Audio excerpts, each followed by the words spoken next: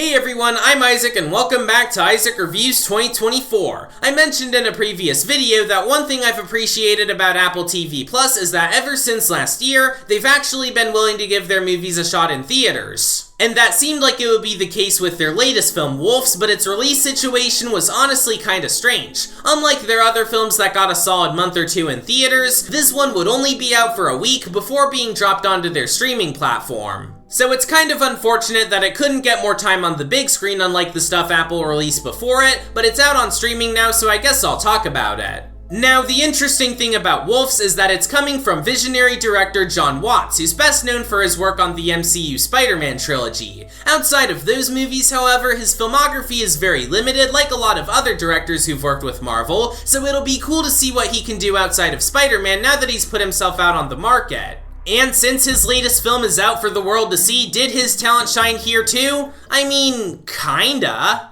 It centers around two unnamed fixers played by George Clooney and Brad Pitt. They're both hired to cover up a high-profile crime, but they're soon forced to team up despite how they prefer to operate as lone wolves. I feel like the biggest problem with this movie would be the script. It's a pretty formulaic buddy comedy about two guys who hate each other having to work together through unforeseen circumstances, and the pacing isn't much better either. It's got a somewhat modest runtime of about 100 minutes, but there's barely enough time dedicated to either developing the characters or the case that they have to solve. It really would have benefited from being an extra 10 to 20 minutes long, but alas, this is what we've got to work with. And as a comedy, it's fine, I guess. There were some well-delivered jokes that benefited a lot from the great acting, but there were also some jokes that didn't quite stick the landing, especially with how most of the movie's dialogue is just...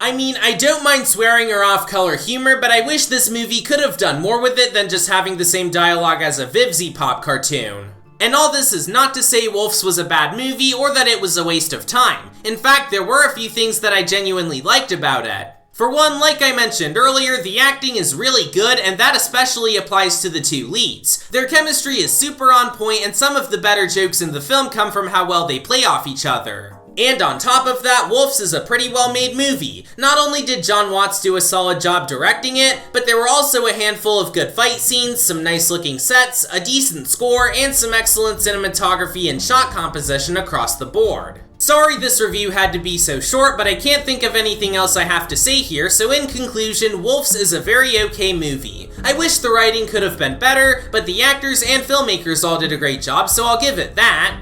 If you like the two lead actors or buddy comedies, this is a pretty harmless watch. I'm sure there's better stuff on Apple TV Plus, but for what it's worth, it's passable. It's definitely a 6 out of 10 movie if I've ever seen one, but passable nonetheless. Next time, I'll be talking about Joker Folie à Deux. I really liked the first Joker, but I've been hearing conflicting emotions about this new one, so I'm a bit nervous as to how it's gonna turn out. Anyways, thanks for watching this episode of Isaac Reviews 2024, subscribe for more videos like this, and I'll see you all later.